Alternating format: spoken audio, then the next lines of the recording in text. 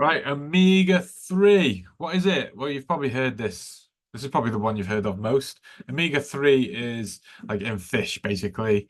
It's in some nuts and stuff, but mainly fish, um, oily fish and stuff like that. It's split up into two types. So you've got EPA and DHA. Without these two fatty acids, your body is simply cannot function. Okay, and a real simple way to look at this is it's like imagine, if your car hasn't got any oil, it just doesn't work, does it? It just doesn't tick over how it should do. Often it'll just break down. Usually for us, that might look like illness or burnout and even worse. Do you know what I mean? And that's the importance of having omega-3 in the diet. So why? Plays an important role in inflammation, brain function, immune system health, insulin sensitivity, heart, eye, and bone health, thyroid function, protein absorption. So when looking at like the research around omega-3, like I said, and we said this at the start, we said it all the way through, like the chain thing, looking at omega-3 in isolation, it's hard to pinpoint like omega-3 reduces inflammation because more often than not, people that have taken omega-3 have also done other things and taken other things to or improve their life or exercise or whatever.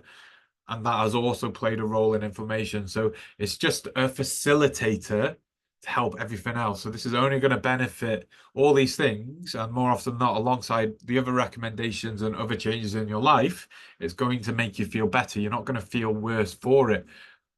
So, like I said, in this study here, the effect of omega-3 acid supplementation on weight loss, cognitive function, and in overweight, obese individuals on a weight loss diet, they saw significant decreases observed in weight in both groups. So they did a group that took omega-3 and a group that didn't. They saw significant changes in both because they all obviously improved their health markers. Saw changes in abdominal fat mass and decreased. But in the group that took omega-3 and started increasing that, they saw the bigger changes versus the other group. So even though both made results, the ones that took omega-3 and supplemented and did all other stuff as well saw the biggest changes. So this is what I'm getting at around it's all linked.